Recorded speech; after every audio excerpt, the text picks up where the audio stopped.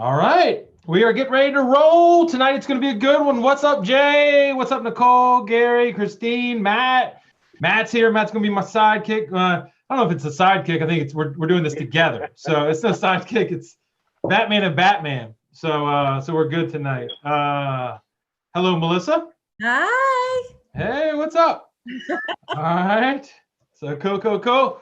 We are trying something new tonight. We are bringing a lot of people on. So we're gonna roll in for a minute. Melissa's gonna lead the show off. Then we're gonna do what we do and go through questions and stuff. And like a good group. What's up, Kirk? Hey, Emily. What up, man? Hello.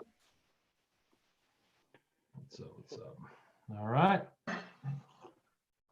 Okay. All right. We'll give. Oh, Matt just transported to.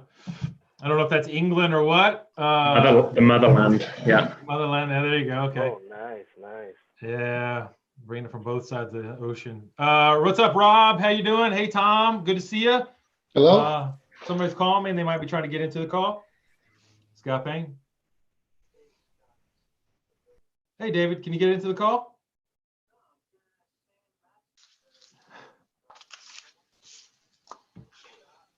All right. Yeah, man. Hey, go on Facebook. It's on Facebook. You can watch. Is that cool? Like, you can go. You can watch on Facebook as well. So we're gonna get ready to go. I know everybody's. Yeah, just go to PM Master Prep. Just go there and try to do that if you would be. And if nothing else, I'll get you hooked up. All right, cool, man. See ya. Yep. Yeah, that's okay, man. All right, let's get going. So today, as people roll in, we got somebody special here. I'm going to see if I can make her the host, make the spotlight video. There we go, spotlight video. All right, so okay, you gotta lead. Don't just lead with the good stuff. You gotta lead them into this a little bit. All right, don't just give them the good stuff right at the bat. All right, so if you don't know Melissa, let me introduce Melissa a little bit. Melissa and I met about 8, 9, 10 days ago, maybe. We didn't know each other before that. And then we went through kind of a journey for the past 7, 8 days. And she's obviously smiling because the journey ended up someplace good. And so what she's going to do is going to tell us a little bit about it. Going to give you guys some insights on what she went through, how the exam went, all that stuff, so that you guys can get better. And tell us, kind of give us a little introduction who you are, Melissa, and what you did over the past week or so. Sure. Hi, I'm Melissa, and I just wanted to share kind of my journey in the last couple of days. It feels like a week or so. It's all been a blur. I had a call from my boss asking if I could pass the PMP in a week, as we had a proposal that they wanted to put me forth, and I needed a PMP to qualify. So I reached out to Scott, and we started our journey immediately that night. And I had homework the first time I interacted with him. And I did what he said, and I got the great outcome. I took the test 2 days ago online, and I passed. Yep. So I just wanted to share that all you guys can do it. I did it. And because of Scott and all the great material and all of the support that I felt on these calls, I participated maybe twice on these calls, but it was a very supportive environment. And I leaned in and really absorbed the knowledge and really took went under the tutelage of Scott and made it happen. So here I am. I'm a PMP. All right, Hey, now you can congrats. show. Now you can show them the little piece of paper. So here's my above, whatever it called, above target. Yeah. But one peculiar thing this is my little breakdown. So I was above target, but below target on initiation, which is like, I think the easiest process. Yeah. So, We'll take it. 4 out of 5 above targets in 7 days is not bad at all. All right, so talk us through kind of like, all right, so beforehand, day 0, when we had the call, you're project manager, you're a great project manager, but what did you know about the PMP? Kind of like, what was the starting point for you? So, I'm in the consulting world. We do government consulting primarily to the VA. So I've been in plenty of conversations and rooms where everybody's like, does anybody have a PMP? We got to put you forth as and no one, had a PMP. So I always knew I wanted to get one, but I didn't know, one, how hard it was. Two, that it was a 4-hour exam. Didn't know that until about day 3. Minor details, right? Minor details. Yeah. Third is, of course, I took it online, so I can share a little bit of what I learned about my experience online. Some of the advantages and some of the disadvantages of taking it online. But that's kind of why I leaned in. And then every day I just did the lectures, worked out the math problems, worked with Scott one-on-one, and passed. Right on. So what we did every day was she and I worked for an hour and a half, maybe an hour and a half every day from like 7:30 to 9 or 7 to 8:30. And like, I just gave her like really condensed lectures, having to go from the beginning of like, how you look at the PMP, how you think about the stuff. And, Matt and I think about this stuff all the time. So it's a lot of the stuff that we were thinking through.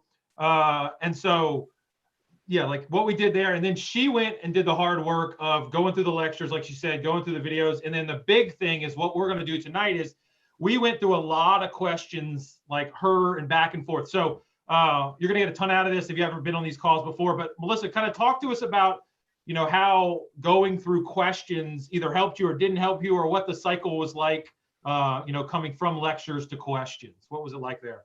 Yeah, well, the lectures really just kind of solidified your base of knowledge. Mm-hmm. So, and then these simulated questions, it's exactly like the exam. I mean, that the exam was almost, I would say there was no easy kind of, oh yeah, I got that because I memorized that. It was all situational questions, and they kept asking you, what would you do? What would you do next? So this environment of practicing this exam, the questions, is so critical. Mm-hmm. And you have to balance kind of your base of knowledge with understanding how to think and connecting the dots and really thinking about where you are and what process you're in, and really kind of analyzing the situation they put in front of you.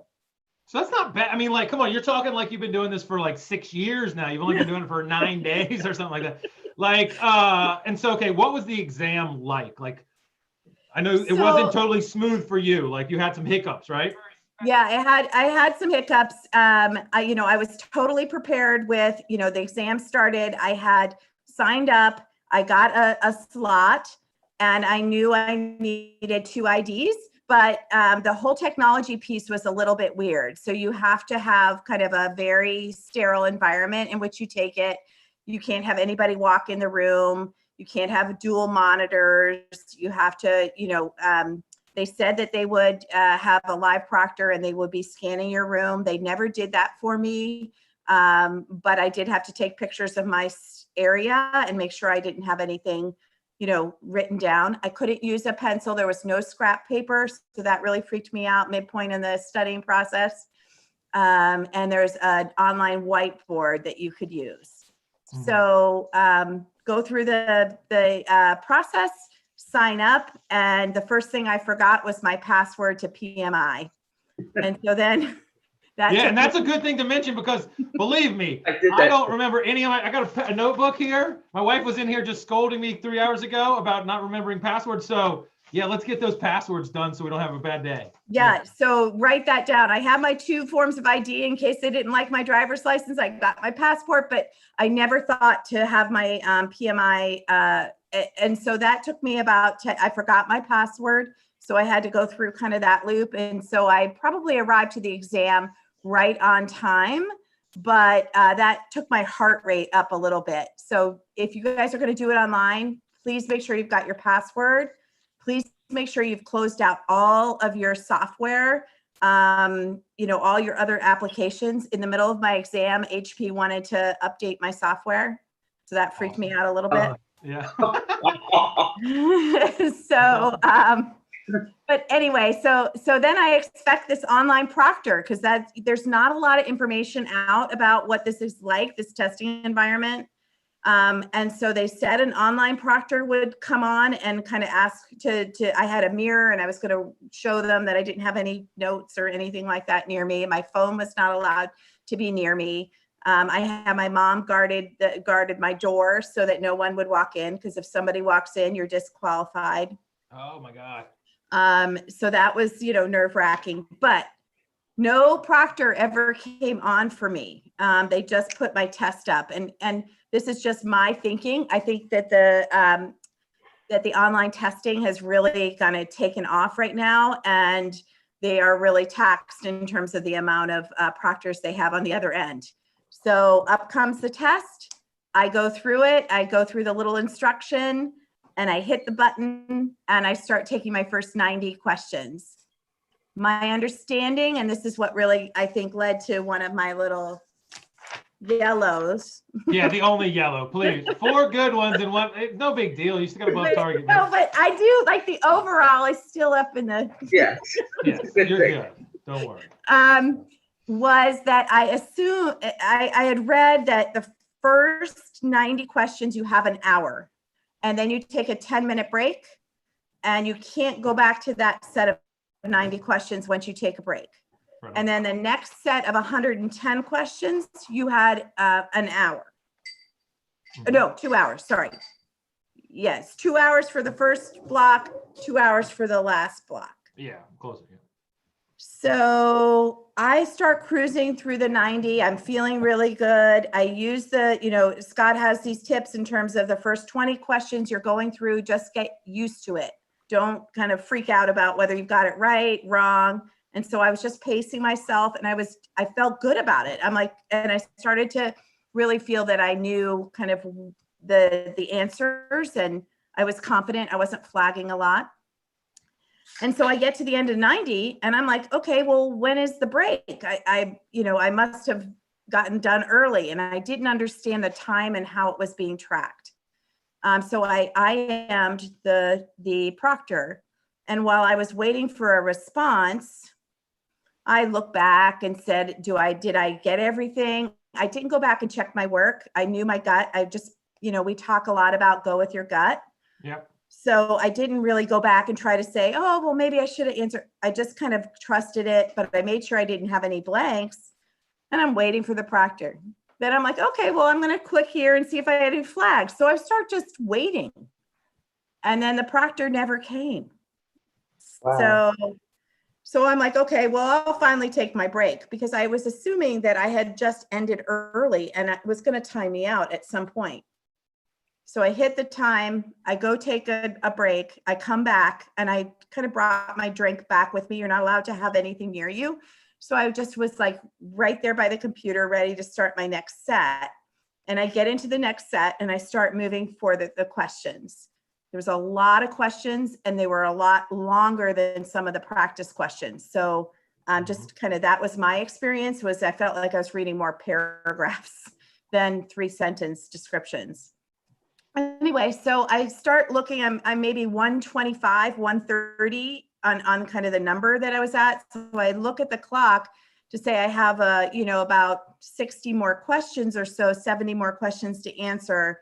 And I had 60 minutes left. And I went into kind of and so what I think happened was that I was eating all my time on the front end, and that the clock was ticking down. And I should have taken my break right at 90 and not waited for the proctor that never came.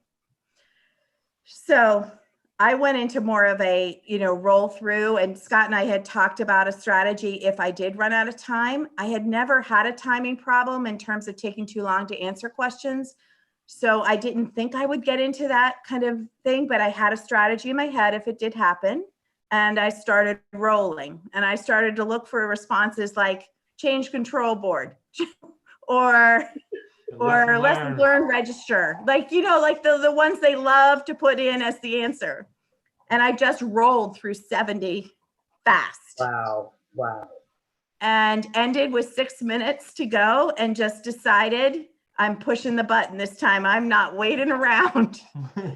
Push the button, and it said congratulations, and I fell to the floor, literally like out of my chair and down on the floor. And I called Scott and told him that I passed. And then all of a sudden you hear the proctor live on my computer screen. And she's going, Melissa, are you there? And I run back because if you leave your screen or you look down too long, they're saying they have technology watching to see if you're looking away from your screen, which kind of indicates that you might be looking at a different piece of paper or something like that. And so she said, you can't leave your screen. I said, they said I passed. And she said, I'm sorry, it takes us a little bit of time to see that you did. So please exit out of the exam. So I was worried that I had like totally lost it. So I start clicking out of the exam and, doing the survey. So that was my experience. And my takeaways to all of you are it's absolutely possible. You're doing the absolute right thing in kind of being here and doing these situational questions. And, just watch the glitchiness of the technology and just be prepared and have like a strategy in your head about time, about kind of passwords and all of that kind of technology or testing environment if you're going to take it online. That's awesome. You can let us through kind of like, now, if you wouldn't have told them at the beginning that you passed, like how like on edge would people be right now? Because she's like up and down and left and right. And then she'd be like, then it passed.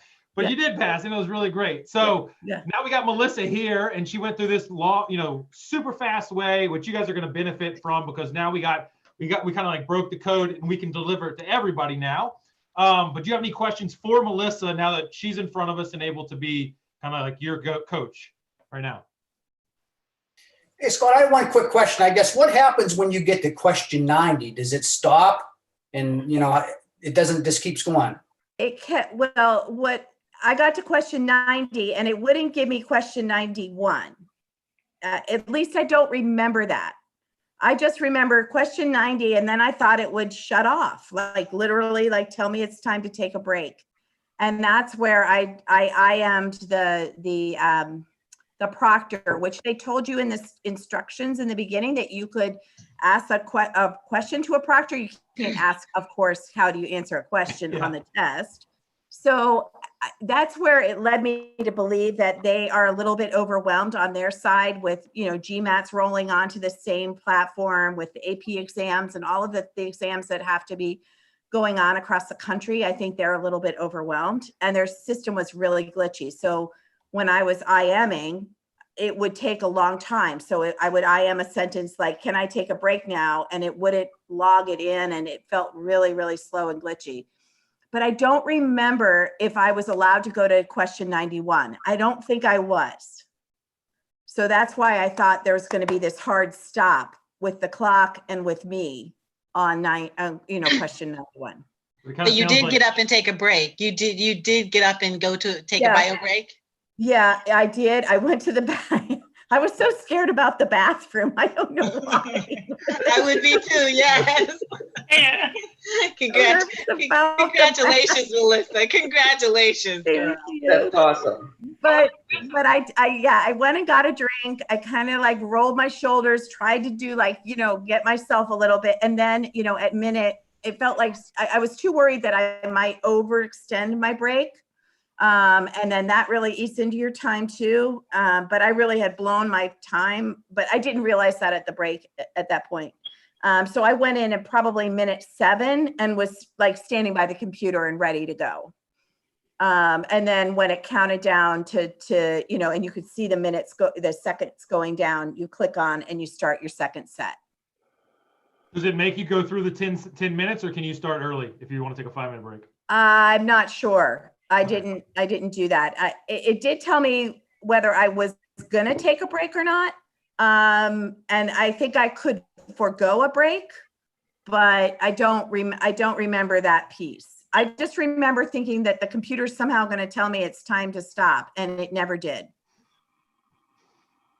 That's cool. That's cool. All right. Who else has got a question for Melissa? And this is Emily. Go ahead, Emily. When you said a lot of questions. It's good. Keep them going. When you said you had glitches, how was it when you were going through the exam part or just the IM with the person that was never there but then ended up being there at the end? Both. So Oh. it tells you, you have to do a technology test. So like a couple of days before, so my exam was scheduled for what I thought was 11:45. It was really 12:45. That was another kind of Central Time versus Eastern Time kind of glitch on my part. But the day before, maybe like Saturday or Sunday, I went on and I tested my mic. I tested the software, and I did what they said. And it all seemed to, I got it like green, green, green. So I thought my technology was good. And then when you kind of start the process, they're like, close down all your applications on your toolbar. So I did that. And I couldn't get my HP like helper or some assistant to turn off, but I got the thing gone from my toolbar on the bottom. But I would say it was like question 30, and the HP assistant pops up and says, it's time to do an update. And I'm like, oh my God. And so I hit the thing, because you can't like be checking you can't have like an Excel open. You can't do any of that stuff. So I thought I would be disqualified. So I hit it, and the exam went frozen. And then I think about a minute later, if I remember, it's probably only 30 seconds, but the time feels like, you don't know what time it is. You're not allowed to have your phone by you, and you're not allowed to have a clock. So you don't really have a sense of time, although there is a timer up on the right-hand corner. Anyway, and then the exam came back in about 30 seconds or a minute, and I kept on going. But I honestly thought I was disqualified because that happened. Okay. So, I mean, it's a great testament that everything didn't go swimmingly for her. It seems though she had tons of issues, like tons of problems, but you persevered and you stuck to it, and you did some pre-planning, and by the will of Thor or whatever, you got through it. So, yeah. Yeah, and I would just have a technology kind of plan A, B in your head. You can reschedule this thing, if you go through this and it somehow you go into a glitch, just know what you were going to do in your head so you don't have to think about it on the spot. When I knew I was in a timing problem, when I had 60 minutes left to do 75 questions, I told myself, I can take this thing again. I can take it again. Now I could barely hold on to my mouse by the end of the 4 hours. I was so sweaty because I think I was moving so fast. But just have that in the back of your head. Have your plan. What's going to happen if something happens like that? And what's going to happen if you can't get a hold of the proctor? that kind of thing. Awesome. Okay. Awesome. Were you able to whiteboard? Was What that did you something that you had to draw on with your mouse, or is that something you typed in? Both. So we had found a kind of the GMATs just went online about a week ago, and they had a very similar whiteboard that there is not a lot of information out about this whiteboard. There is something on Purview's site that shows you what the whiteboard might look like, but you can't test it out. So we found a kind of a mock whiteboard that was developed by a GMAT company to help their students prepare for the same the exam given by the same company. And so we played around with that. And I can share that link, and you guys can go and kind of play around with that whiteboard. Yeah, What Was it helpful? Was it It helpful? was very helpful. The whiteboard thing was freaking me out. Yeah, it would freak me out too. And Scott, I think we were in like day 3 or 4, and he's like, oh yeah, I don't think you're going to have scratch paper. I'm like, what? Yeah, but what did we say? I was like, don't worry about it. Like, we're going to learn this thing. You've got 7 days. So, I mean, like, you can figure it out. So. And then he was like, like he can do EVM in his head, right? I'm like, what? I can't even like write the template down. And so, my advice was I did not have a lot of math problems. There was no EVM problems on my test. There was interpretation of an EVM value, but I did not have to write the template. Scott and I talked about a strategy with the whiteboard that's different than the strategy used when you're taking it in person.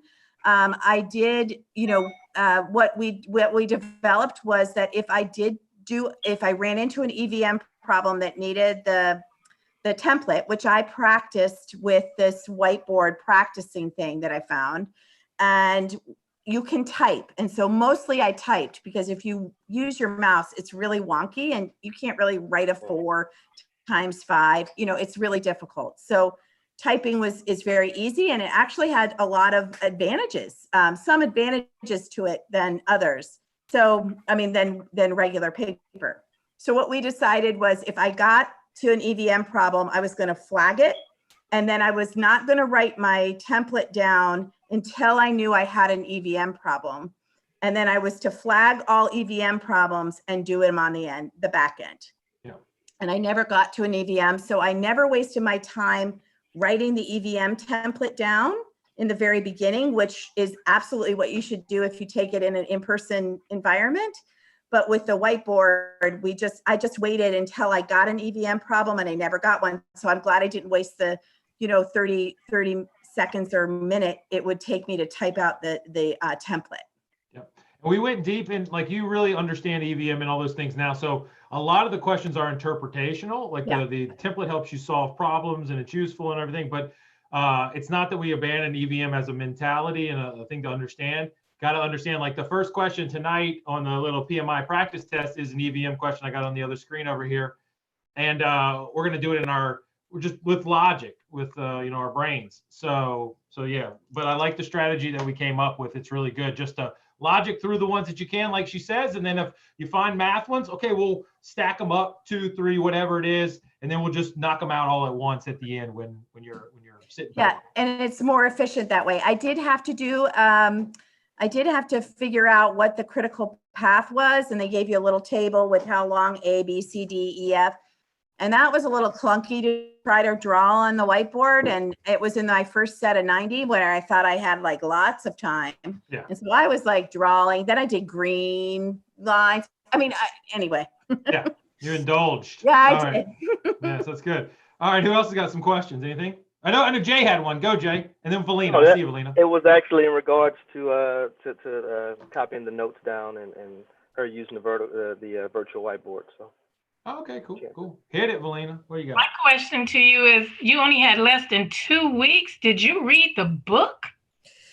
So I did that. So as Scott said, we started every morning kind of with a structured lecture. And then, a lot of discussion around kind of the connection points, the flow.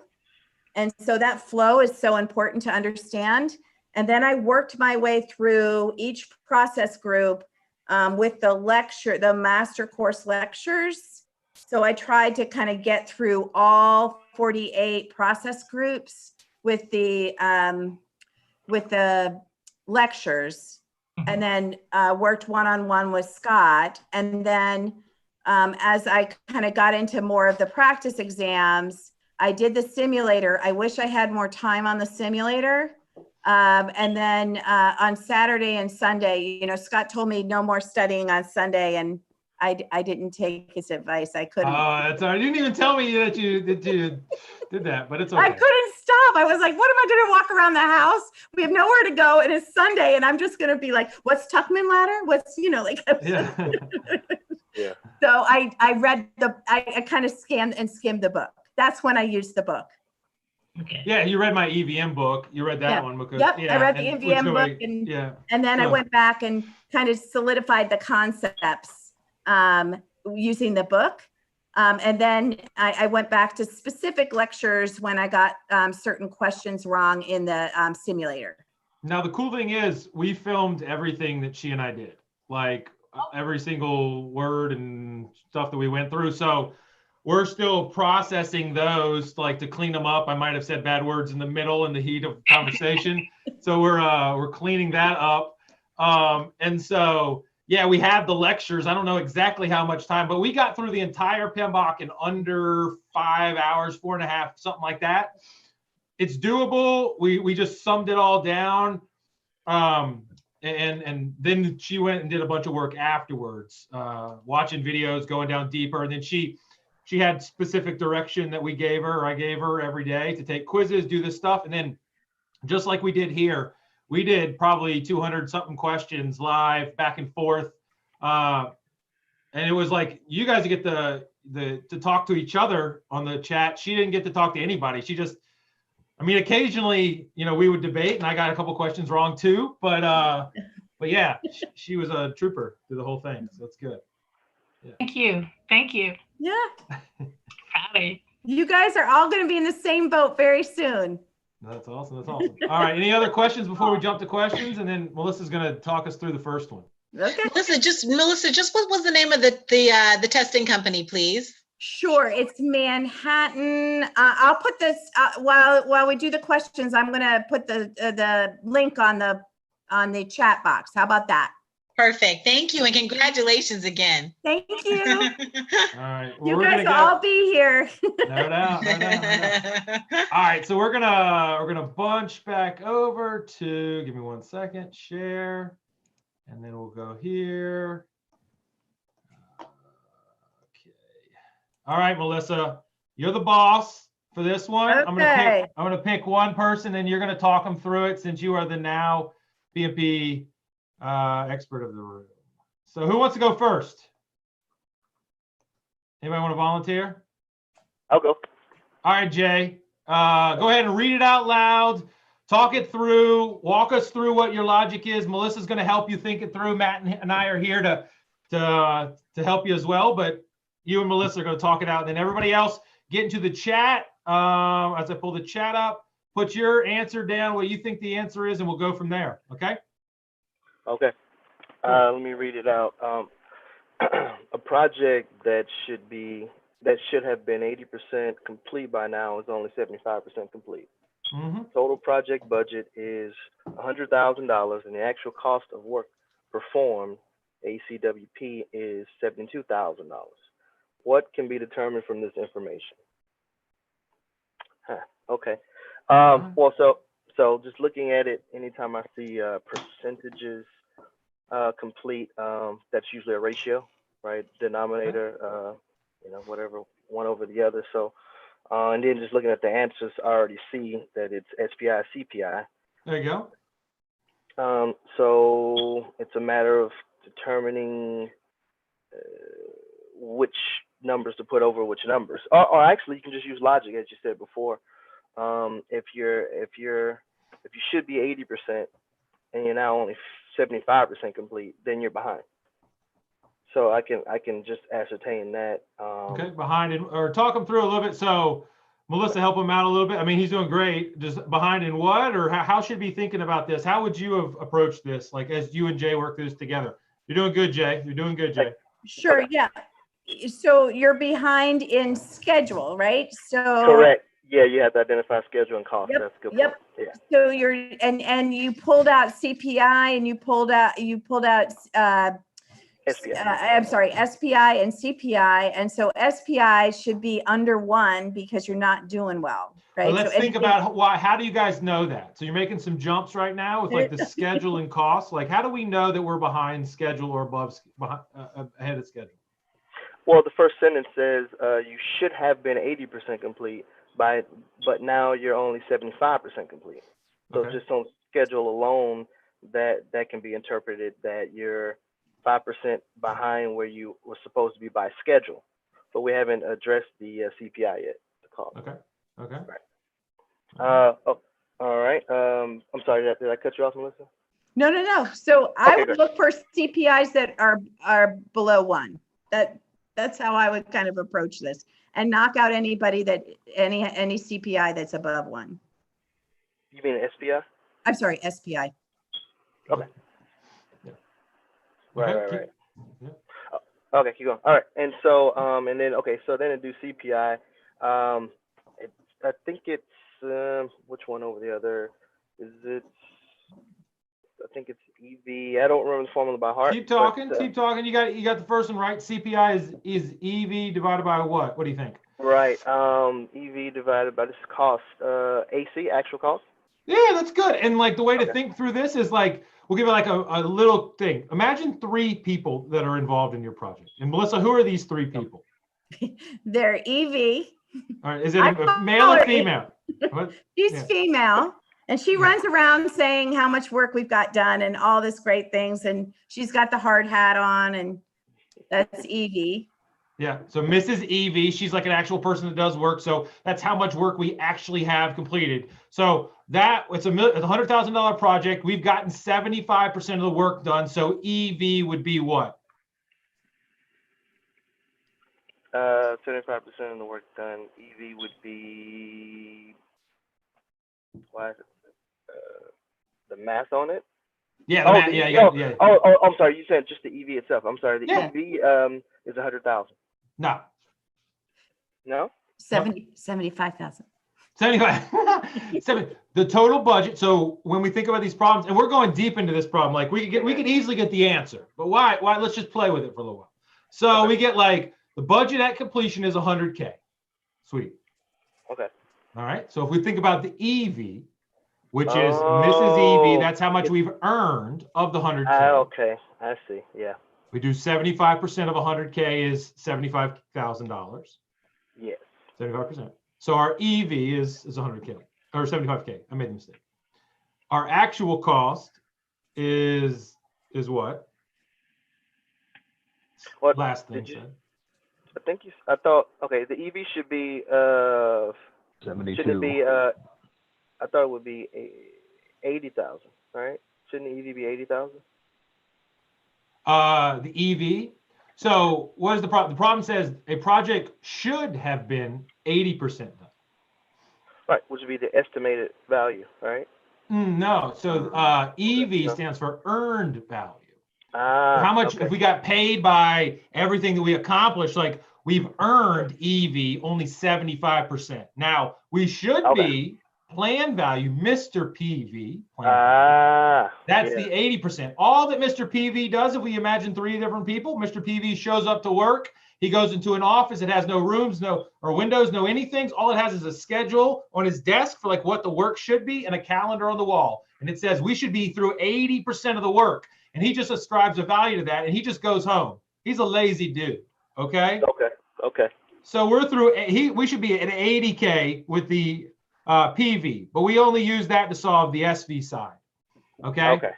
Got it. Yeah. So we're going super deep, and I see your hand on your head, Valina. Don't worry about it. Don't worry about it. Okay. So basically, if we got our EV is 75 and our AC is 72. Right. 75 over 72 is above 1, so we got a positive, or 1 point above 1 CPI. So if we got a good CPI smiley face and a bad SPI frowny face, which answer is correct? A. Okay.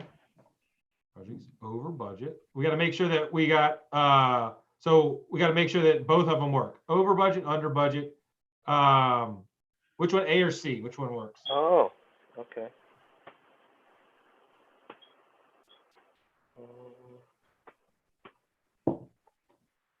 Somebody else. Hey, keep going, Jay. You're not off the hook, bro. Okay. Who else? Okay, I go. Okay, I thought it was A. Let me see. You think it's A? I don't know if it's A. I'm just trying to get more consensus, and I'm trying to find my chat. I lost the chat. But there's the chat. Okay. It popped up. Okay. I got Lots 17. of C's coming in on chat. What's that? C. Lots of C's coming in on chat. Thank you, Matt. Yeah. Lots of C's coming in on chat. Antoine is an A. What do you got, Matt? What do you A, B, C? I finally changed for C. Oh, you finally changed for C. Yeah. Okay. So Matt C. Melissa, where are you? I'm leaning C without doing the math. Okay. And the reason why is we're not over budget, we're under budget because we're only at 72,000. And if we were 75%, we should be at 75 if we were totally on budget. So I crossed out where the project is over budget, and then I saw A and B are over budget. So I knew I could get those 2 out. And then C, I liked. I don't know the exact thing, but I know it's under 1 for schedule, and I know it's over 1 for cost. So I would go with C because CPI of 0.96 tells me that we're over budget. So that's why I ruled out D. Yeah, I think I just rushed to judgment. I saw the over and under immediately on A, and I just stopped there. I didn't even see that C had the same numbers. So Yeah. That's why we I do didn't- it, right? That we go I through these didn't questions actually- to do it because there's I like didn't multiple actually look levels. You through could just see it. above, below, whatever. But we want to get in there. So good job, same logic, Kirk out there. Geez, because the word budget after you talk through it, Scott, Valina. Yep. All right. So Jay, at the end of the day, it's your decision. What do you want to do? C, for sure. 100%. All right. Let's see what happens. I'm confident. If you get it wrong, you have to leave the call. Ah. No, I'm just joking. dude. All right, you got it right. You can stay. All right, we've gotten through one. If we go through 200 at this pace, we'll be here in December. So we don't have to rush, but we just want to do the first one. All right, so let's pick somebody. Melissa, you can drop off or stay on or whatever. Antoine, why don't you take it? Matt's going to talk you through. He'll be your guide on this one. You got it, Matt. Okay. You betcha. Take it away. Here I am. I'm reading it, or? You got to read Yes, it out loud, dude. please. All of us pretend like I can't hear or read. That would be bad if I couldn't hear. That wouldn't Okay, do any yes. good if I was reading. Yeah, go ahead. A senior project manager is guiding a new project manager in finalizing project activities. What should the senior project manager list as a key benefits of documenting final project activity? As a All key right. So benefit. first of all, I would say, what is the question asking here? It's a situational question, but really, what is the question asking you to? What do you think, Antoine? To state? And he's asking for the list as a key benefit of documenting final project activity. What should the senior project manager list as the key benefit of documenting final project activities? So they're asking for the benefits of documenting. Exactly. So they frame it like a situational question just to make it more interesting. Really, this could also be like a definition question or just a straightforward question of what are the key benefits of documenting final project activities? So when I'm thinking about documenting final project activities and benefits of that, I'm thinking about the lesson learned. So that's a key word, I think. So in the answers, we have a little final project delivery and quality analysis, provides case studies and consumer references, allows submission of invoices and receipt of final payment for the consumer, or provide lesson learned and historical information. So I would go for D on that one. Okay. Are there any answers here that you feel are just straight wrong? Are there any that you would eliminate? That's a great way to think. Even if you think that, great job, dude. Thinking through like things we could eliminate. Keep going. I think the C, submission of invoices, that we could remove that one. I mean, I would say C. I would classify as just, it's a weak answer, right? Like for those of us who've worked on projects and might look through this through like a real world lens, we might know that sometimes invoices and final payments are tied to closing activities, but PMBOK doesn't necessarily care about that from a process perspective. All right. So I wouldn't say it's wrong, but I would certainly eliminate it as a weak answer. Yeah. Okay. Yeah. Provide case studies and consumer references. Maybe, but I don't think that's the best one. Totally. Yeah. And allows final project delivery and quality analysis. I don't think that's what's gonna allow the delivery of the project. So that's not A2. Perfect. Okay. I'm also going to suggest, like, we know there are no quality knowledge area processes in the closing process group. All right. There's nothing there. And so if we're trying to like deal with quality at this point, it's too late. All right. Quality we deal with in planning, executing, and monitoring, controlling. So it just doesn't map well into closing process or final project activity. So so D was your initial response. I think we may have proofed it out as being the best answer as well. So you're comfortable with D? Yeah. B or D? I couldn't understand. D as dog.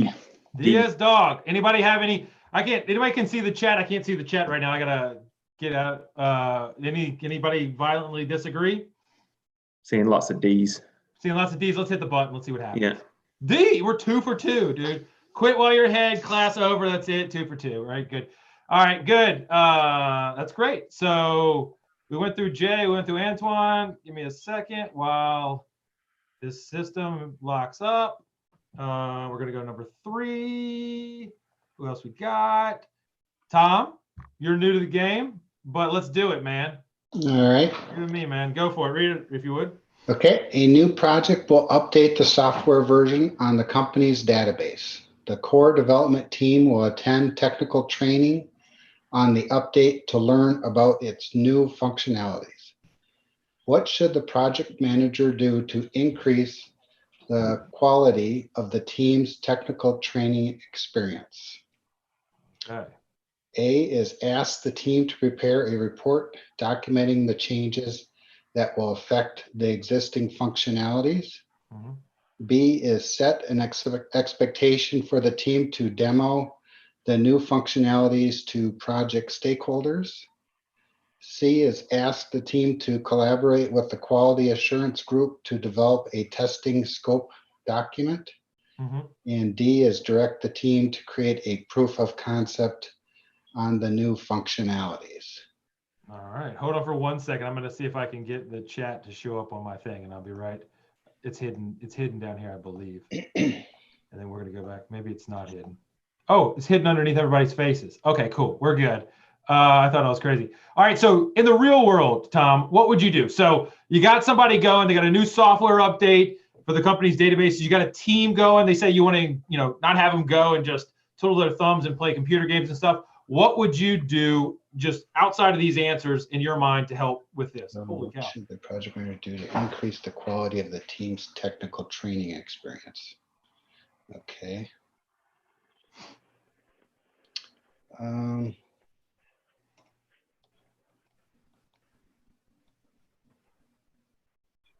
Let's see. So I think the team has to get some training on it. So they need to learn the functionality of itself. So set an expectation for the team to demo the new functionalities to project stakeholders. That might be a good one. Let's see. Okay. Project manager do to increase the quality of the team's technical training experience.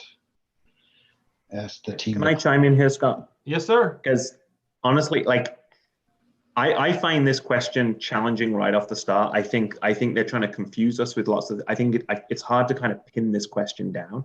So here is where I would suggest just eliminating one by one. What do we think is the worst answer? And then what's the next worst? And if you can get it down to 2 reasonable ones, you've increased your chances from 25%. All right. So sitting here right now, I can't say confidently that I know what the answer is. I got to unpick this a little bit, but there is 1 or 2 for sure that I'm going to eliminate right here. So Tom, you said that you talked about B could possibly feels okay to you. Are there any that go through here that feel worse than B, that don't feel good following Matt's logic? And I love the way he's thinking about it. Okay, so you need to increase the quality of the team's technical training experience.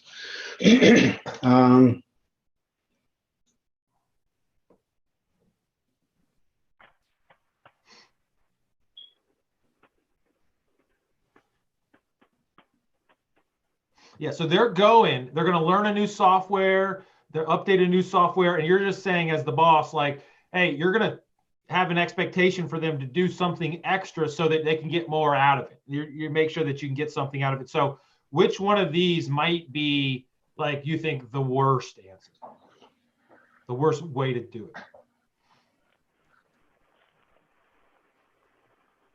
Direct the team to create a proof of concept of the new functionalities. I would say D is not one of them.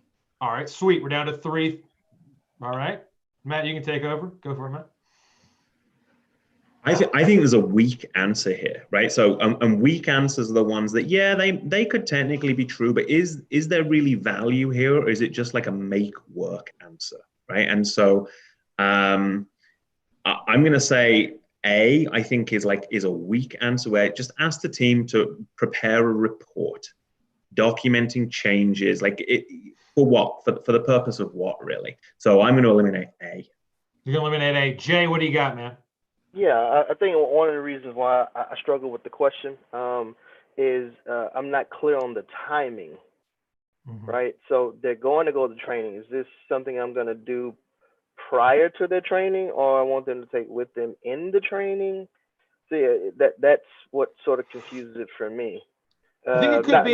It's ambiguous. That's a good way to think about it. That's It's what like I'm getting at. yeah, it's ambiguous. Like, A lot of these that questions are going to matters. be, and so there could be things to do beforehand, but a lot of this stuff is post.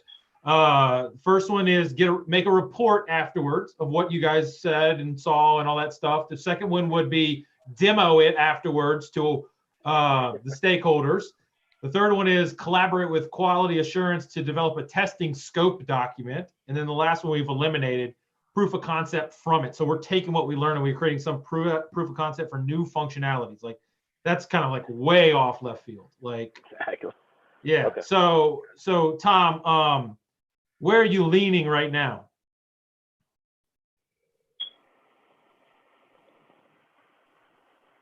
I'm kind of, well, I'm either B or C. Okay, cool. All right. We got a lot of A's, B's, and C's. You got some C's and B's in there. Jared, you go with B. Why is your logic for B, man? Well, I guess for me, A did seem a little attractive to me simply because you could document it. People could read it at their own time. Yep.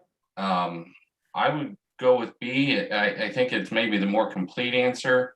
When people see stuff, they tend to learn a little better, I think. I would pick B. Just I think that would make it a better answer of the two that I thought were attractive. Yeah. Does the word project stakeholders worry you? Like we're gonna demo this stuff to the new stakeholder, all the stakeholders. Does that worry you? No, I think that would be the target audience. Okay. Cool. Tom, what do you think? We'll hit the button, whatever button you want to go with. I'm leaning B also. All right, let's do it. Let's see what happens. We're on this is a beginning of a heater. We're on a hot streak. All right, so very good logic through there. Like Matt said, a lot of these ones that you have are going to be like, man, you could do anything and sell it. You're just going to have to eliminate, try to get down to 50% and flip a coin on what you think is best. But way to go, Tom, right out of the gun, getting one right, man. So that's really, really good. Thank you. Mike, let's do it. Mike, alrighty, I got that last one wrong, so you didn't have to tell us, but I like the honesty. That's good. So we're good. I thought it was C. A at first, and then to C. So I was just way off. Yeah. All right, so it's time for redemption here. Project manager assumes a project during its execution stage, but wants to review the project scope for cost estimating purposes. Project manager discovers that some of the deliverables were missed in the work breakdown structure. What should the project manager do next? All right, so execution stage, cost estimation. Okay, project manager discovers that some of the deliverables were missed.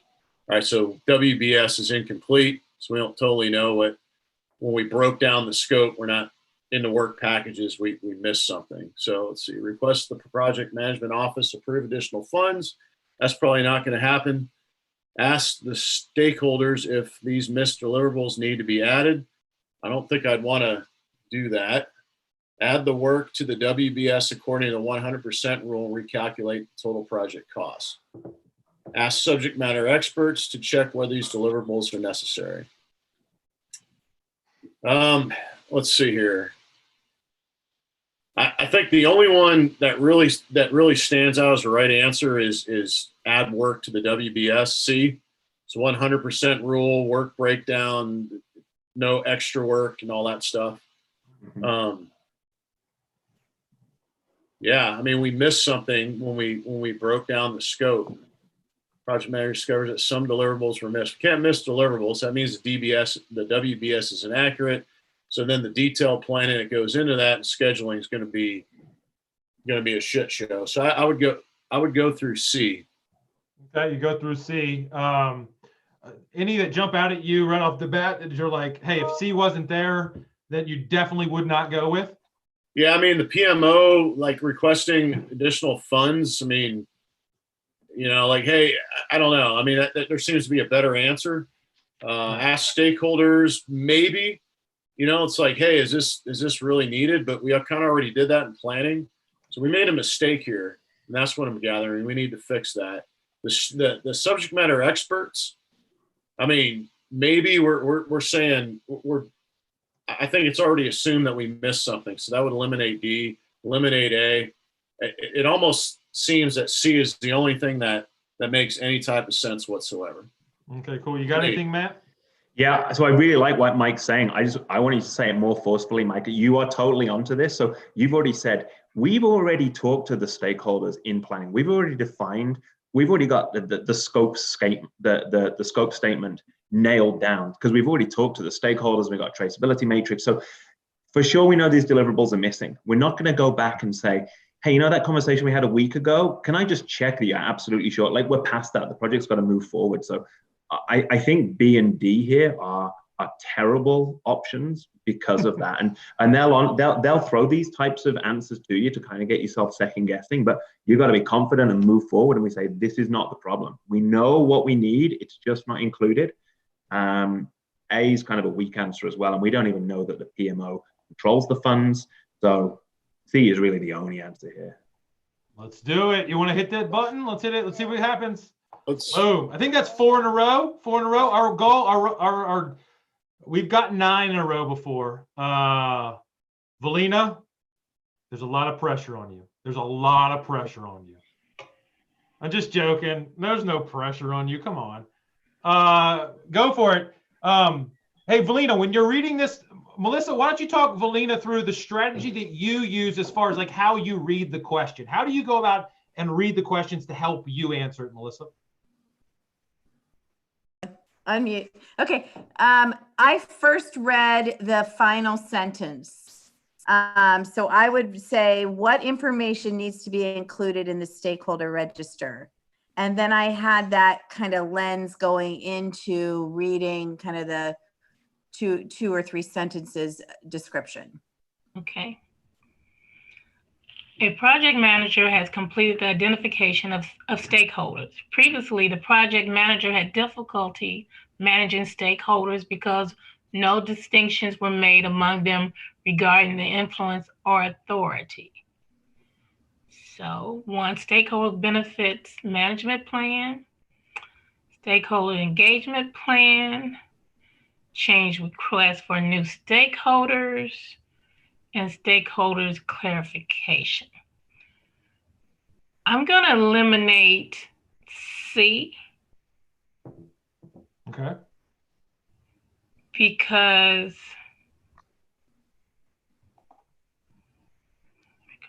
project managers complete identification stakeholder. Previously, the project manager managed stakeholder because no decisions were made in regard. And I think I'm going to eliminate. I feel like I'm on the show a million. Yeah, I know. You can do it. You got like Can I 20 or 30 friends online that you can call on any of them. Rob or Graham, Rena, Monica, Gary, anybody, Emily, whatever. Matt. Hello, Matt. What you got, Matt? Well, me, Matt, or other Matt? Oh, you could call it. Oh, you want to call him the you're calling in the top guy, the heady guy. I thought you were calling him Matt Schmidt. Matt Schmidt, what do you got? And then Matt Lewick will come in. Okay. You got anything, Matt Schmidt? I think it's D, and the reason why is I look at this as I'm putting myself in the you're in the initiating process, so you're identifying the resources. So yeah, I would say your next step after this is the engagement plan, but you need to know the classifications of what power and interest, or what stakeholder you need to manage and at what level you need to manage those stakeholders. That's the way I read this whole question, and that's why I went with D. Okay, I'm gonna go with I think I'll go with the D because the classification of who your stakeholders are, because we don't want to change them because that's, to me, is bogus answer. I was following the strategy, which does not make sense. There you go. And stakeholder benefit management plan, that does not have to do anything because they already said it's difficult managing it. So that's why I'm going to stick. I'm going to go with the stakeholder classification. Okay, Matt Lewick, you had something, I think. What you got, man? Yeah, so I love it. I think first of all, I'm pretty sure, Scott. I want to check with you. Stakeholder benefits management plan is not real, right? That is not a thing. No, not the stakeholder. There's like a benefits management plan. Yeah, benefits management plan, but not stakeholder benefits management plan. So sometimes it's about having the confidence that, you know what, I've done the work, I'm familiar with the terms. That's the red herring. So I'm going to eliminate that. The other thing I just draw your attention to is the wording in the question. Sometimes it's super, super subtle. So what information needs to be included in the stakeholder register? And if you know what a stakeholder register looks like, it's a document, it's a table, it's got columns, right? We're going to say name, position, phone number, preferred method of communication. You're not going to be able to include a stakeholder engagement plan in that document. And change requests for new stakeholders. That's just that doesn't feel right either. So I'm fully with you. All right, you want to do it, Melina? We going D? D is my final answer. All right, you are a millionaire now. All right, sweet. All right, so 5, it got through you. So dude, you're gonna. It's 9:30. If you got to drop off, anybody, don't worry about it. I'm gonna keep going. Anybody, Matt? Anybody, Melissa? Anybody wants to drop off? No big deal. We're gonna keep going. Brian Withers, what you got, man? It looks nice in your neighborhood. Thanks. All right. So a project manager is alternating between 2 projects with tight deadlines. They are determined to collect lessons learned from both projects, despite having limited time to do so. How should the project manager collect these lessons learned? Document them routinely, starting from the initiation phase. Request assistance from the knowledge management department. Archive all minutes from project meetings and document them as each project finishes. So right away you can rule out B, because there's really no knowledge management department. Okay. Document them each project finishes. That's really not a good way to document lessons learned. So you're either left with A or C. So you could archive them from project meetings, but it really would be lessons learned are iterative throughout the project. So I would think that it would be A, that you'd be documenting them routinely, starting from initiation. So I'm okay. I think this is like an easy one. Let's get to 10 right. You want to hit A? Done? That's it for you? That's it for me. All right, that's a good one. Lesson learned and stuff. This is an easy one. This will be easy money. We didn't want to spend a bunch of time. You did really great logicking yourself through what was good and bad. We're starting early and we're keeping it going throughout an iterative process. So great job. We're at 6 now. So awesome. Emily, you're up. Oh, great. Okay. All right, yeah. Oh, great. The project manager prepares the charter for a project that aims to automate 20% of the product testing. The product sponsor advises the project manager to assist senior test engineers to identify the tests that can be automated. However, the test department manager is uncooperative because they believe that the project will cause downsizing in the department. What should the project manager do first? Meet with the Let's just pause for 1 second. In that situation, not knowing the answers, what would you do in that situation? Any idea? I got to reread it again. This is where I'm going to get screwed on this stuff. Don't worry. You got like 26 people to not let you do bad things. So we're good. We're good. Yeah. Project aims to automate 20% of the product testing. The project sponsor advises the project manager. I would be meeting with the team to kind of figure out where things are going wrong. Okay. You want to automate 20%. The people are worried about the downsizing in the department. So I would be meeting with the people first to kind of just put everything out. The people in that said department, you'd be meeting with them or the guy or girl that runs it to say, hey, this is what we're trying to do here. Right. And yeah. Okay. All right, cool. All right. So are there any that jump out here that you do not, going with Matt's logic, like anything that you would not want to do here? D is gone. Okay, so we're down to 3. We got 33% chance. That's Edith better and than. David. Raise the risk of skin test and be on the big. C is gone. C is gone. Yeah, C is definitely gone. Right. Now we got some debate in the chat between Rob and the rest of them with A and B. Rob, you want to jump in and give us your logic for why you think B is the best answer, please? I haven't been batting too well on some of these other ones, so I don't know. Okay. But yeah, so I was between A and B myself. I just thought sitting down with the department manager to explain the statement of work isn't the best option, because it's like we still have to do this project regardless of if you agree with it or not. I'm going to still roll forward with this project. Like, that's my job.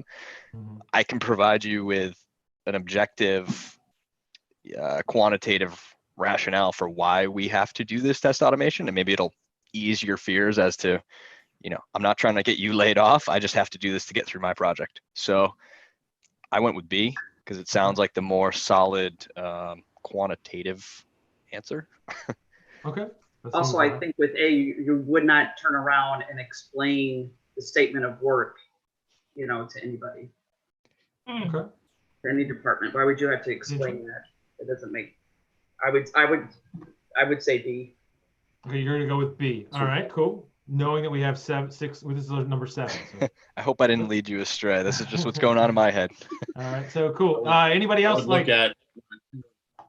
I feel like A. I think the statement of work explaining that shows that the goal isn't to downsize. Like, the statement of work is a document that shows the need. So it shows the business need that initiates the project. So it would reveal whatever reason, whether it's just for efficiency or regulatory or whatever. It would just provide the reason other than what they think it is, and the reason they think it is qualitative in the first place. So yeah, that's why I think. And then I like the word meet. I always look at like adjectives when I look at these answers with the long word problems, and I think meeting is just a tool and technique you would use in the situation anyway, and it's the only one that mentions an actual like meet, sit down, like a dialogue. So. Okay, cool. And I agree with Jay, and I think it's also because it's explaining the statement of work, and he's preparing the charter for a project. The goal of the project is to automate 20% of product testing. That's the goal. So explaining the statement of work, which is part of the charter, is a way to objectively say, look, this is what we're charged with doing. That seems interesting. That seems interesting. I would change it to A then, because the thing I'm missing when I go through this process is, where are we? This is a pretty easy one for where we are, but we'll go back and we'll talk through it. Terencio, I think you were saying something? Yeah, I was just going to say that I agree with A, because B is basically, it could support that downsizing might be cost beneficial. Yeah. So that's why I wouldn't go with B. So I'm going to go with A. Okay. Matt Lewick, what do you? Yeah. I don't know. So I'm with B here, and I think the problem with A is we don't know that this manager doesn't already know what the statement of work is. I'm reading the question that he understands what the statement of work is. He's just got a problem with the very existence of the project because he thinks people are going to lose their jobs. And so I think we're going to explain the statement of work. He's like, yeah, I get it, but I'm still against it. So I think it's a stakeholder management problem. We got a stakeholder who is against the project. We need to try and influence him and convert him from being a resistant to someone who's for the project, and maybe some objective cost benefit evidence would help there.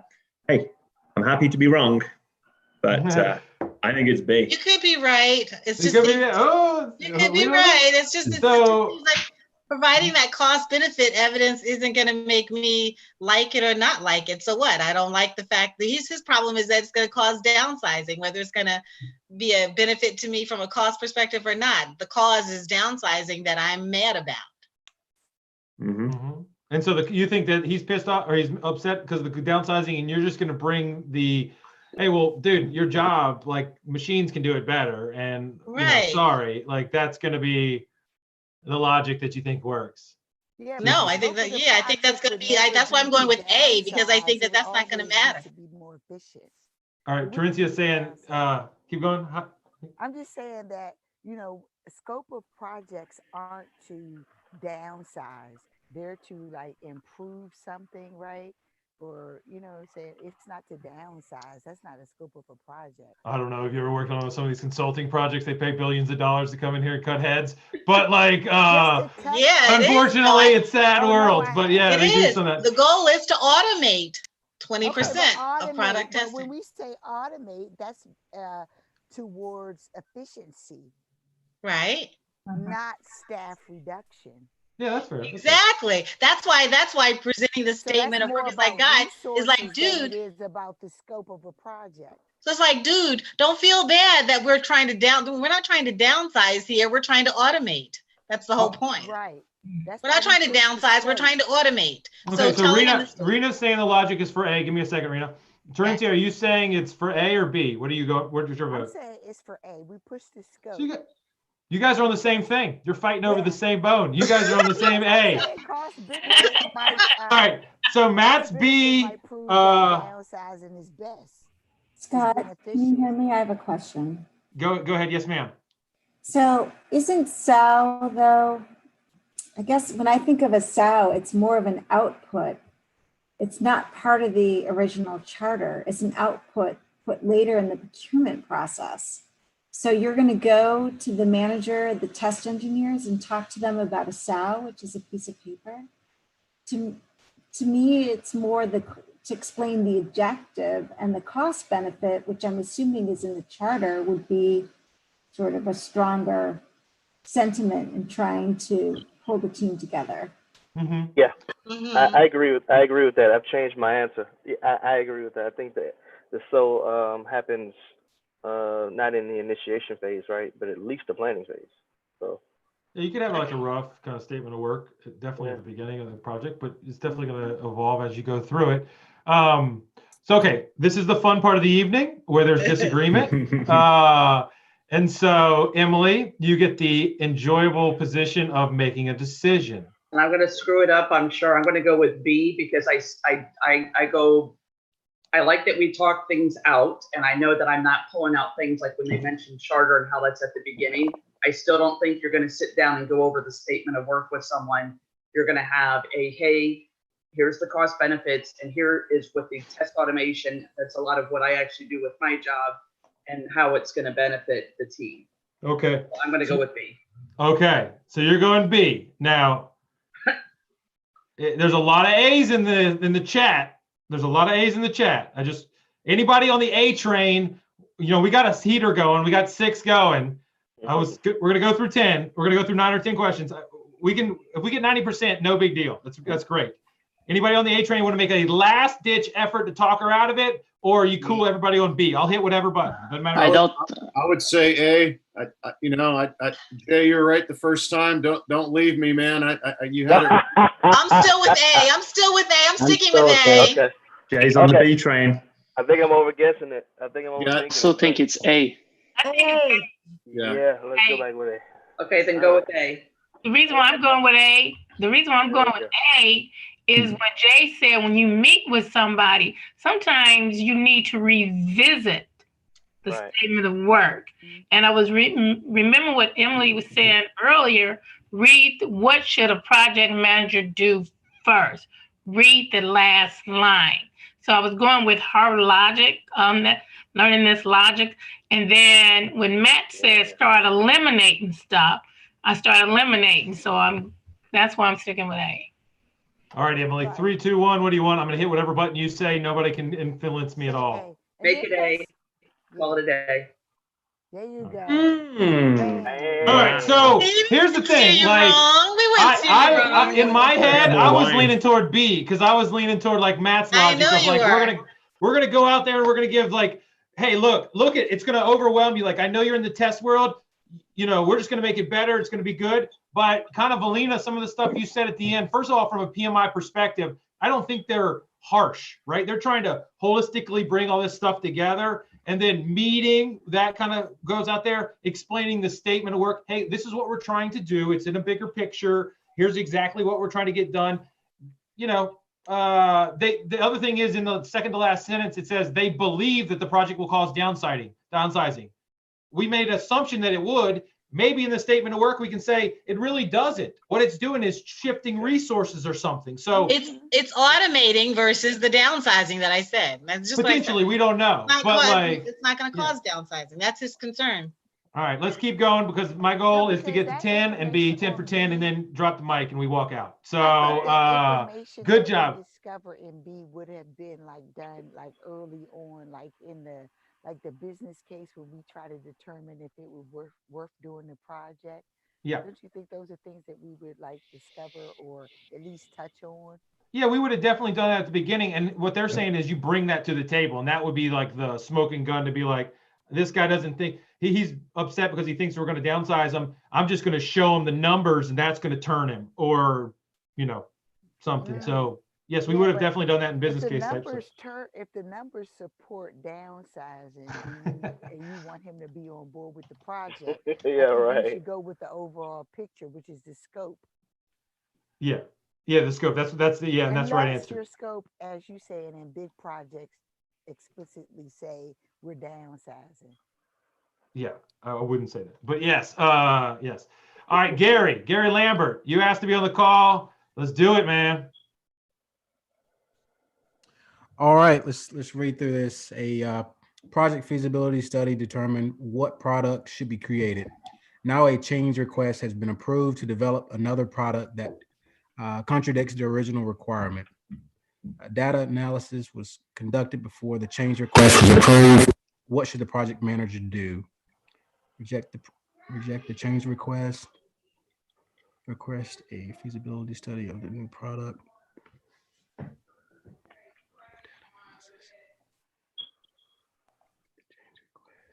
Well, let's see. Reading back through it again. That's totally, yeah. What are we going to do? What should the project manager do? It's a weird one. It's a weird one.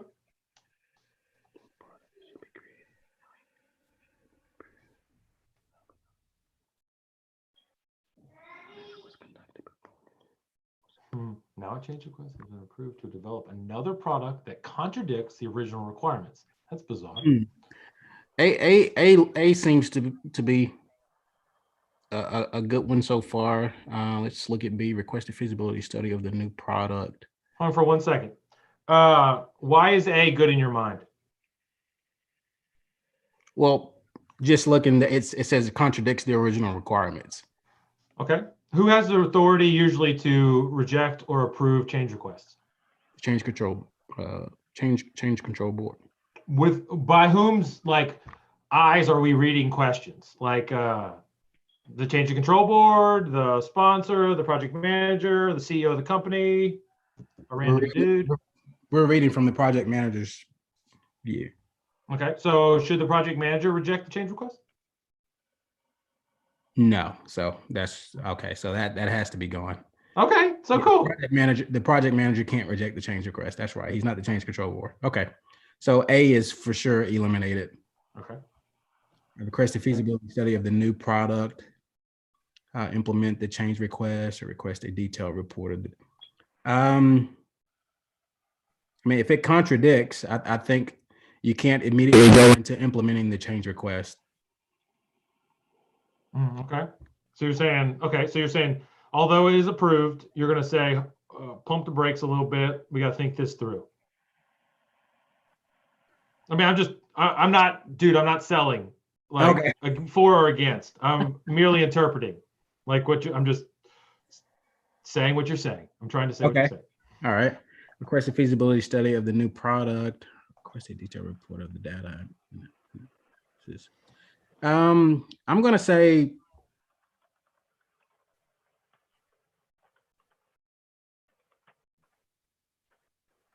Why don't we phone a friend? Let's phone a friend. Matt Lewick, what are you thinking through this thing, man? Slam dunk C. Okay, you're saying implement this, just get it. They approved it. Our jobs be soldiers, we do the work. Like, yeah, so I mean, feasibility study was done and we knew what product was going to happen, but the objectives of the project haven't changed. And this is just the product, the solution to the problem. then it could still be in alignment with the charter. We know more about the project as the project goes on. This change has been approved deliberately and in an informed manner, we assume. So yeah, it's as a project manager, we're going to make sure the process is followed, and now we're going to implement the change because it's been approved. Right. Yeah. Okay, cool.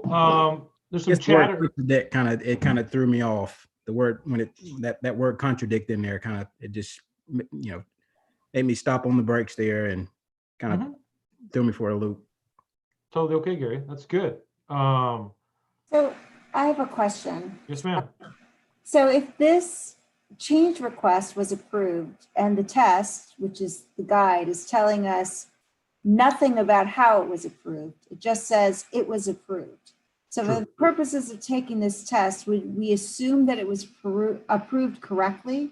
Because if that's the case, then we should implement as the PM, we should just implement the change request.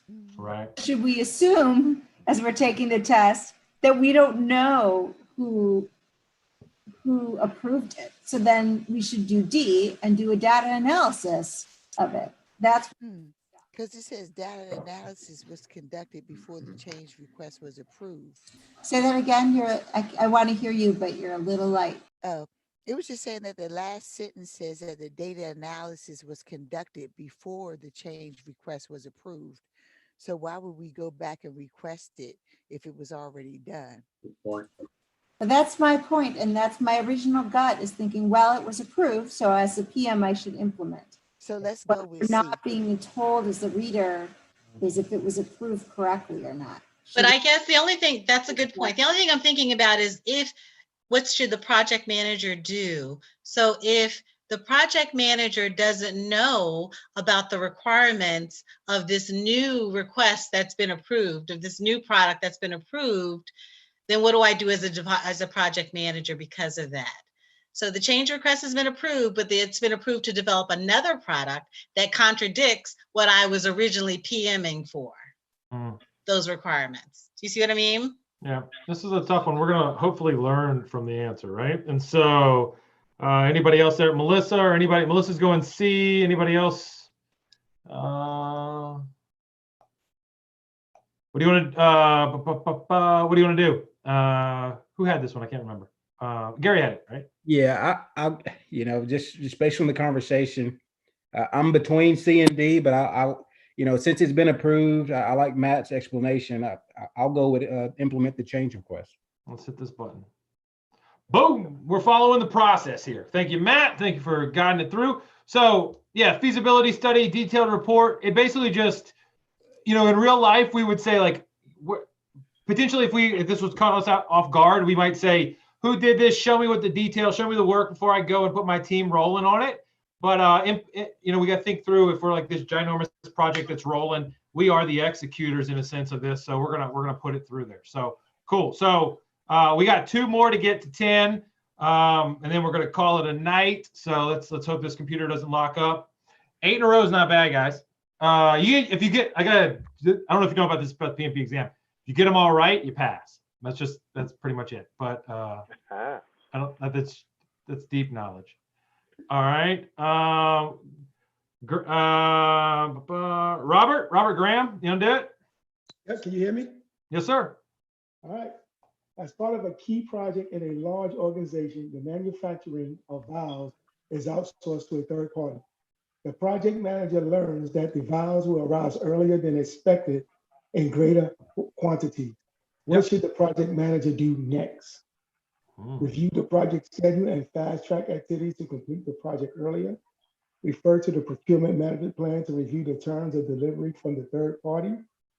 Add additional resources, close the project earlier, and update the lesson learned. Review the cost schedule and schedule plan. Review the cost and schedule plan. Well, looking at this, I'm not quite sure you want to fast track the project.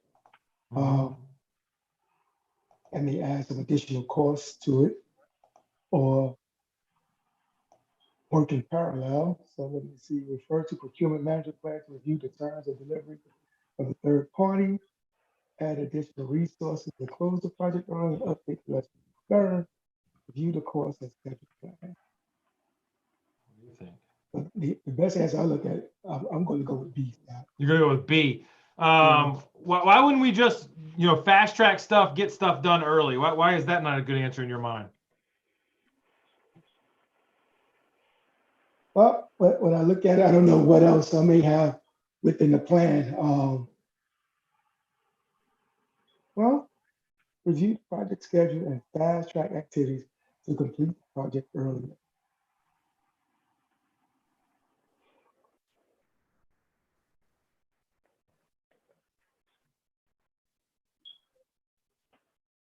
I don't know. For some reason, Scott, I'm not quite sure if that would be the most advantageous thing to do to fast track the activities to complete the project. Material arrive early. I might not have completed the work that I was working on at the time. May not have the available resources. Okay, yeah, I'm just asking questions to make you think. So, okay, you go with, what are you going with? B? B, is that's your one? Yep. You want to hit it? You good? You want to do it? Yeah, let's go for it. Let's go for it. B. 9 of 9. Good job, Robert. That's good thinking, man. Good thinking, dude. All right, who wants the last one? This is a lot of pressure. It's a lot of pressure. Who wants it? I'll do it. Okay. I don't know who that is. Who's that? Who's Jay. I want to do it? Say it one more time. J-A-Y. Okay, J-A-Y. All right. Midway through a project, the project sponsor replaces a key resource with a new hire. What should the project manager do first? Schedule onboard training sessions for the new resource. Determine if the resource change impacts the project scope, schedule, or budget. Email the sponsor requesting a detailed explanation of why the resource was replaced, or refer to the resource management plan to determine the next course of action. Okay. I gotta reread it because when I read out loud, Not a problem, man. It's a long question. There's a lot of pressure on you. Pretty much the weight of the world. Don't worry about it. Atlas. Yep. Okay. Midway through.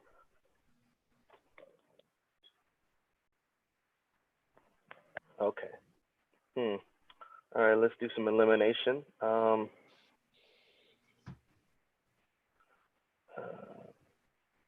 I would eliminate A because it's highly presumptuous.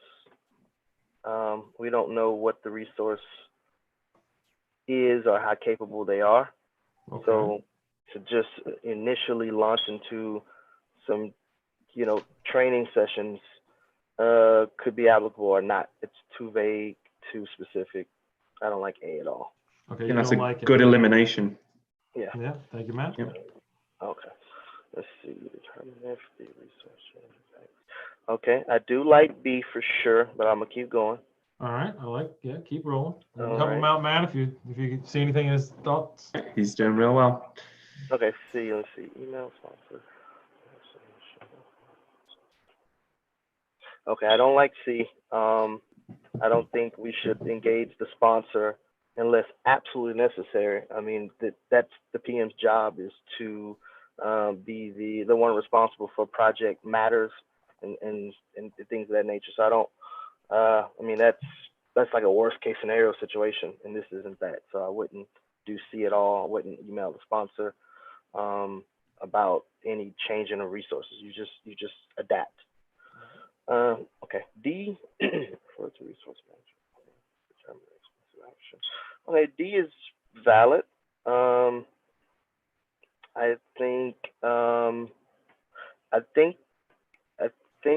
D. I think I'm gonna go with D. Okay, you're gonna go with D. Refer to the resource management plan to determine the next course of action. All right. Well, maybe not. Well, I don't know if next course of action. That's. I'm sorry. Go ahead. No, I wouldn't say anything. Yeah. Well, it could be B or D. It's tough. I like D because it has the responsibility matrix. And I mean, if it's a key resource that's being replaced, I like to see what this new resource is going to be responsible for. Okay. And also maybe if there's some sort of shifting of responsibilities that I may have to strategically make.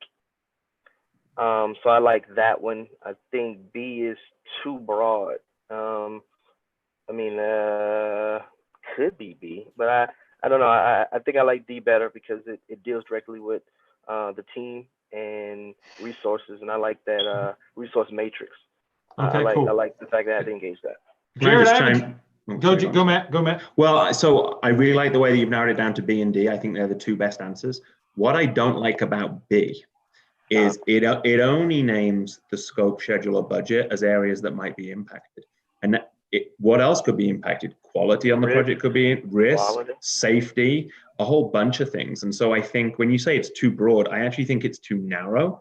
And so that is also sending me towards D, which if we've done a really good job of writing the resource management plan, that should contain all the information we need to run the project, and we should be able to refer to that. That's a good point, Matt. Good point. That is a good point. Yeah. That's a good one, Matt. Yeah. I just, I guess when I say broad, I guess what I meant, which I agree with you, of course, Matt. I meant whenever I hear a change in scope, schedule, or budget, I've been in these meetings where I'm getting sort of yelled at. It's usually like an event or something. It's something adverse. It's not a new hire. It's not an acquisition. That's not usually the cause of a meeting about a scope baseline or something. So I guess I was thinking of more of my own personal experience. But no, I agree with you. It doesn't. Because if B said determine if the resources change, if the resource changes impacts to the project constraints, I'd be tempted by it. But in this wording, I'm leaning towards D. All right, cool. There's a lot of D's in the thing. Who's got B? More B's, but there is a lot of B's. Mike Story, can you talk? I can't remember. Or are you just a chat just able to type? I believe in my own answer. D. You believe in D? All right, I got it. We're gonna give it one more minute. I don't know anything. I'm just gonna give it another minute. Emily's a B person. Why are you a B person, Emily? Like what Matt L was saying was that you have to look at the different things it can impact. By eliminating A and C, you're left with B and D. So if those are the two best, you've got to look at how it's going to impact the possibility of it impacting many other things instead of just the one resource management plan. Right.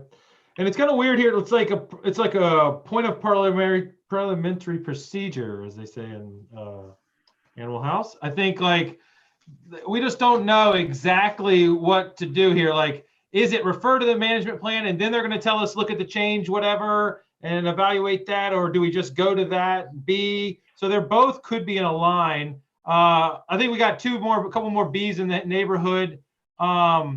Let's go to Rob and then Melissa just to talk it through, and then we'll let.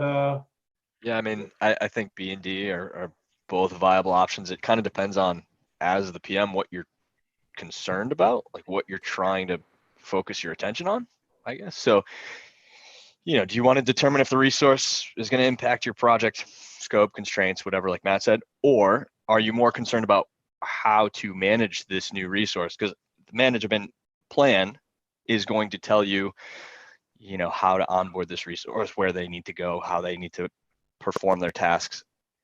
I thought personally that, I went with B only because I'm thinking I want to see how this person's going to impact my project first, and then I'll worry about how I'm going to get them up to speed second.